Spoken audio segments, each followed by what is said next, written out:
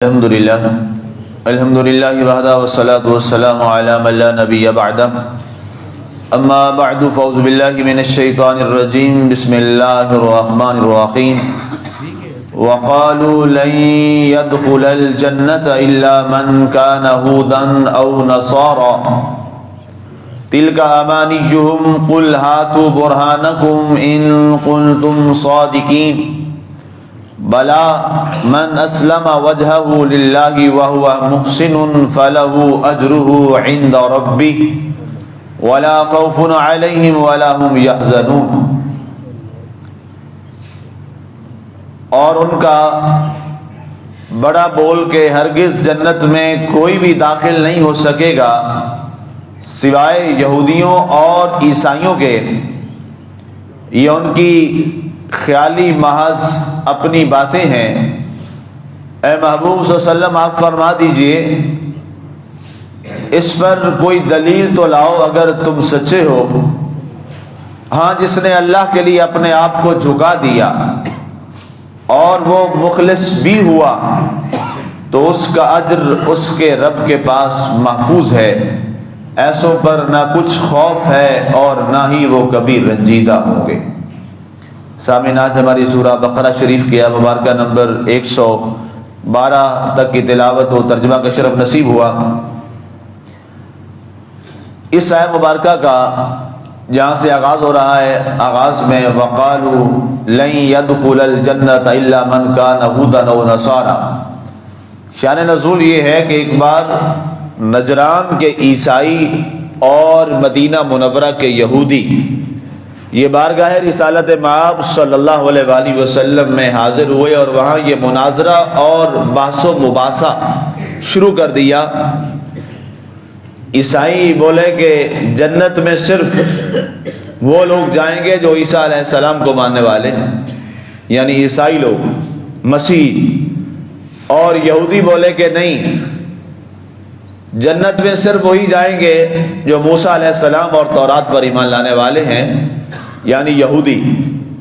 اس کے بعد انہوں نے آپس میں ایک اتفاق یہ کیا کہ ہاں، دونوں یہود و نصارہ میں سے یہ لوگ ہی جو ہیں وہ جنت میں جائیں گے، اس کے علاوہ کوئی جنت میں نہیں جائے گا۔ تو اس پر اللہ تعالیٰ نے یہ آیہ مبارکہ نازل فرمائی اور اس پورے منظر نامے کا بیان کیا اور ارشاد فرمایا کہ اے پیارے حبیب صلی اللہ علیہ وسلم، یہ بہت بڑی بات کر رہے ہیں اور بڑا بول یہ بول رہے ہیں کہ یہودی اور عیسائی قوم کے علاوہ کوئی جنت میں نہیں جائے گا۔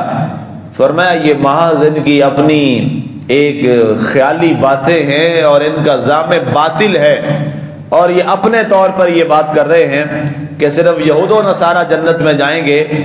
اے محبوب ان سے فرمائیے ہاتوا برہانکم ان کنتم صادقین، اگر تم اس بات میں سچے ہو تو کوئی دلیل لے آؤ۔ کیا تورات میں یہ لکھا ہے؟ کیا انجیل پاک میں ہم نے یہ فرمایا ہے؟ کیا زبور پاک میں یہ بات آئی؟ اگر کوئی ایسی دلیل ہے تو اپنی کتاب سے لے آؤ۔ نہیں ہے ان کے پاس کوئی دلیل۔ آپ کے تشریف لانے کے بعد اور آپ کے اعلان نبوت کے بعد یہود و نصارہ نہیں جنت میں جائیں گے، وہی جنت میں جائے گا۔ ارشاد فرمایا بلا من اسلم وجہہ للہ، جس نے اسلام قبول کر کے اپنے آپ کو اللہ کے سامنے جھکا دیا، صرف وہی جنت میں جائے گا۔ اب یہ فیصلہ اللہ کا ہے اور یہ اللہ نے ارشاد فرمایا، چونکہ ظاہر ہے جب تک جس نبی کی نبوت اور رسالت تھی اس وقت تک جو ان پہ ایمان لایا اس کا فیصلہ تو جنت کا ہے، لیکن آقا کریم علیہ الصلوۃ والسلام کی چونکہ جو نبوت ہے وہ عالمگیر نبوت ہے۔ یہ بات ذہن نشین کر لیجئے، اور یہ ہمارے عقائد میں سے ہے، اور یہ عقیدہ ہمیں ہر ایک کو اپنے بچوں کو یہ یاد کروانا ہے۔ آج ایک یہ بھی ٹرینڈ چل پڑا ہے، وہ ٹھیک ہے جی، وہ بھی ایک نبی کو ماننے والے ہیں۔ یہ جملے ہمارے مسلمانوں کے بچے بولتے ہیں، کیونکہ ظاہر ہے میرا واسطہ کالج یونیورسٹی کے بچوں سے ہوتا ہے، ان سے انٹریکشنز ہوتی ہے، میڈیکل کے بچے بھی پڑھتے ہیں، انجینئرنگ کے بھی پڑھتے ہیں، اب وہ پھر سوال کرتے ہیں، یہ باتیں کرتے ہیں، اس لیے یہ باتیں آپ کو مجھ سے مل جاتی ہیں. کہ اب آپ کہتے ہیں کہ جی باقی علماء کرام یہ بات نہیں کرتے. میں کہا ظاہر ہے ان کا تعلق مسجد تک ہے، میرا تعلق صرف مسجد تک نہیں ہے. یہ مسلمانوں کے بچے بات کرتے ہیں یہ. اور آپ کو بھی اگر تھوڑی سی آپ توجہ کریں اور تھوڑی سی محنت کر لیں، تھوڑی سی، آپ کو بہت سارے مل جائیں گے مسلمانوں کے ایسے بچے. آپ کسی دن نکل جائیں یونیورسٹی میں، کالج میں جا کے وہاں سروے کر کے پوچھ لیں. وہاں کے بچے اور بچیاں یہ کہتے ہیں اور یہ تو اللہ کا فیصلہ ہے جی. اب ظاہر ہے وہ بھی تو ایک نبی کو مانتے ہیں، ایک رسول کو مانتے ہیں، ایک دین پہ، ایک مذہب پہ چل رہے ہیں. استغفر اللہ استغفر اللہ. یہ صراحتاً قرآن کے خلاف عقیدہ ہے، یہ یاد رکھیں. جب قرآن میں آ گیا انی رسول اللہ الیکم جمیعا یا ایھا الناس، یہ نہیں فرمائے گا یا ایھا الذین آمنوا، نہیں، یا ایھا الناس، اے لوگوں میں جو بھی ابن آدم ہے وہ سارے شامل ہیں. کہ اے نبی آپ اب اعلان کر دیں، اے لوگو اب میں تم سارے انسانوں کی طرف اللہ کا نبی اور رسول بنا کے بھیجا گیا ہوں. اب سارے ادیان مذاہب منسوخ ہو گئے، اب صرف ایک ہی اللہ کے یہاں پسندیدہ دین ہے. وہ کیا ہے؟ ان الدین عند اللہ الاسلام، اللہ کے یہاں اب دین صرف اسلام.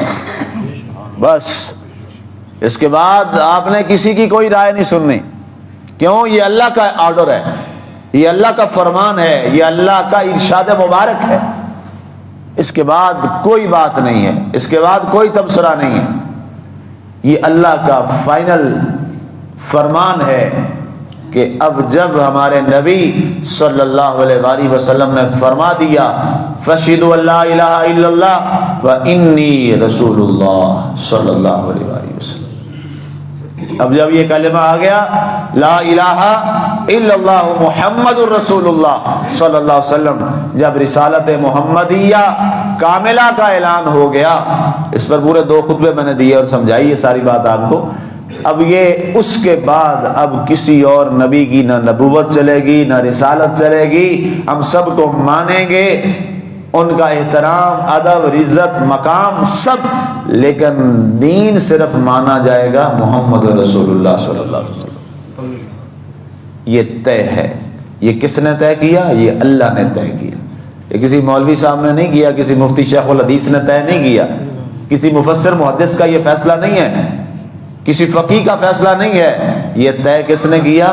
خالق دوسرا، خالق لم یزل، اللہ نے یہ طے کیا. اس لیے جو بھی اللہ کی مخلوق ہے اب اس پر سب پر اس کا فیصلے کا اطلاق ہوگا. تو فرمایا محبوب ان سے فرما دیجئے اب یہودی اور عیسائی جنت میں نہیں جائیں گے. فرمایا اگر دلیل ہے تو لے آؤ. اب یہ کتنا کھلا چیلنج ہے قرآن کا. یہ چیلنج آج بھی قائم ہے، آج بھی آپ کہہ سکتے ہیں یہ چیلنج آپ کے پاس آج بھی ہے کہ ہاتھو برہانکم ان کنتم صادقین. یہودیو عیسائیو اگر تم سچے ہو نا تو لے آؤ کوئی دلیل. کبھی نہیں دلیل دکھا سکیں گے، نہ تورات سے نہ انجیل سے. دونوں مقدس کتابوں سے کوئی دلیل ان کے پاس نہیں ہے، کوئی دلیل نہیں ہے. آپ کھل کے یہ بات کر سکتے ہیں. ہاں قرآن یہ فرما رہا ہے جس نے اپنے چہرے کو جھکا دیا، جس نے اپنے آپ کو جھکا دیا اللہ کے لیے، وَهُوَ مُحْسِن، اور وہ مخلص بھی ہوا. یاد رکھیے مسلمان ہونے کے بعد مخلص ہونا بہت ضروری ہے. دین کے ساتھ اخلاص بہت ضروری ہے. جب تک آپ دین کے ساتھ مخلص ہو کر، خالص ہو کر اور اخلاص کے ساتھ نہیں چلیں گے، دین کا فیض اور برکت کبھی نہیں ملے گی. ظاہر ہے کلمہ تو پڑھ لیا ہے، لیکن دین کی برکات لینے کے لیے، دین کا فیض لینے کے لیے اور اللہ کی بارگاہ سے عنایات اور اپنے دل کو اللہ کا مرکز بنانے کے لیے کہ ذاکر اس قدر اس مذکور سے محبت کرے کہ مذکور اپنے ذاکر سے ایسی پھر محبت کرے کہ پھر وہ جیسے مچھلی پانی کے بغیر تڑپتی ہے، پھر ذاکر کی یہ کیفیت ہو جاتی ہے. اور ایسی کیفیت ہوتی ہے جنہوں نے اس اخلاص کو زندہ کیا۔ اگر حدیثوں کی طرف آپ آ جائیے، امام بخاری نے، امام مسلم نے، امام ترمذی نے، امام محمد نے، امام مالک نے اس پر بہت ساری حدیثیں اپنی کتب میں یہ جمع فرمائی ہیں، آپ کو مل جائیں گی کہ جہاں جہاں بات آئی وہاں کیا فرمایا گیا؟ اخلاص، اخلاص، اخلاص۔ حتیٰ کہ دعا کا فرمایا گیا، فرمایا جب تم نماز جنازہ ادا کر چکو تو کیا فرمایا اس کے بعد؟ فَأَخْلِصُوا لَهُ الدُّعَاء، اس کے لیے خلوص کے ساتھ دعا مانگو۔ خلوص کے ساتھ دعا بھی وہی قبول ہے جو اخلاص کے ساتھ ہے۔ جناب فاروق اعظم رضی اللہ تعالیٰ عنہ، آپ ایک بار جنازہ تھا تو آپ لیٹ ہو گئے، جنازے سے آپ کچھ تاخیر ہو گئی، تو آپ نے بڑی تیزی کے ساتھ دوڑتے جا رہے تھے، اور جب لوگوں نے جنازہ ادا کر لیا، سلام پھیرا، تو آپ نے زور سے صدا لگائی، ان سبقتمونی بالصلاۃ فلا تسبقونی بالدعاء، زور زور سے آپ نے یہ آواز لگائی، اے لوگو اگر تم جنازہ مجھ سے پہلے پڑھ چکے ہو تو دعا مجھ سے پہلے مت کروانا، اس لیے کہ میں چاہتا ہوں اپنے نبی کے صلی اللہ علیہ وسلم کے فرمان پہ عمل کروں کہ جب تم نماز مکمل کر چکو تو اس کے بعد مخلص انداز میں دعا کرو تاکہ میری دعا شامل ہو جائے۔ تو یہ اخلاص جو ہے یہ بڑا ضروری ہے، اخلاص کے بغیر کچھ نہیں ہے، اخلاص بہت ضروری ہے، اور اخلاص ظاہر ہے اس کا تعلق براہ راست انسان کے دل کے ساتھ ہے۔ اسی لیے ایک بندہ مومن کا جو سارا محور ہے وہ کہاں کھڑا ہے؟ اس کے دل پہ کھڑا ہے۔ اور اس پہ حدیث میں نے آپ کو سنائی تھی، صحیح ہے کی حدیث ہے، بخاری شریف میں یہ حدیث ہے، امام بخاری فرماتے ہیں کہ اللہ کے نبی صلی اللہ علیہ وسلم سے یہ روایت مجھ تک پہنچی،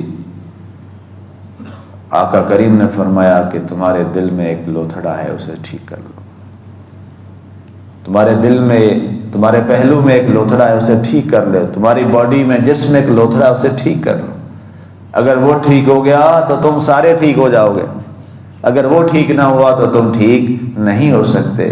اور آقا کریم علیہ السلام نے 3 بار اشارہ کیا اپنی انگلی شہادت کے ساتھ دل کی طرف، فرمایا وہ تمہارا دل ہے، الا وہی القلب، الا وہی القلب، الا وہی القلب، خبردار لوگو وہ تمہارا دل ہے، اپنے دل کو ٹھیک کر لو،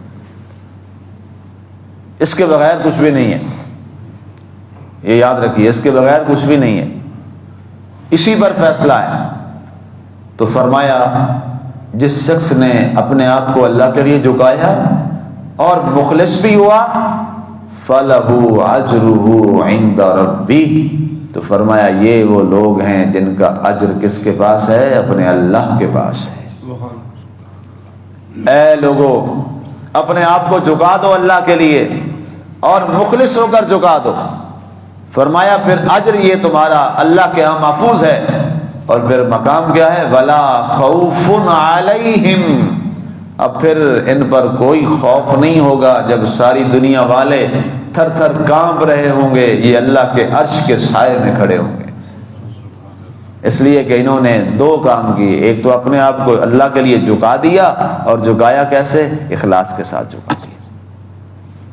وَلَا هُمْ يَحْزَنُونَ، اور انہیں اپنے دوستوں کا غم بھی نہیں ہوگا، چونکہ ان کے جو دوست ہیں یہ اپنے دوستوں کو بھی اسی راہ پہ ساری زندگی لگاتے رہے اور انہیں اسی راستے پر گامزن کرتے رہے جس راستے پر یہ لوگ خود تھے۔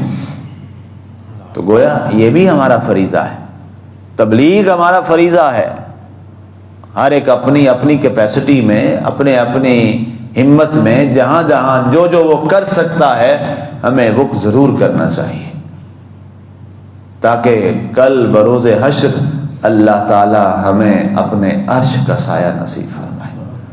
اللہ تعالی ہم سب کو اللہ کے حضور جھکنے کی بھی توفیق دے، اور اللہ ہم سب کو اخلاص بھی نصیب فرمائے، ہم سب کو اخلاص بھی نصیب فرمائے۔ آمین۔ وما علینا الا البلاغ المبین۔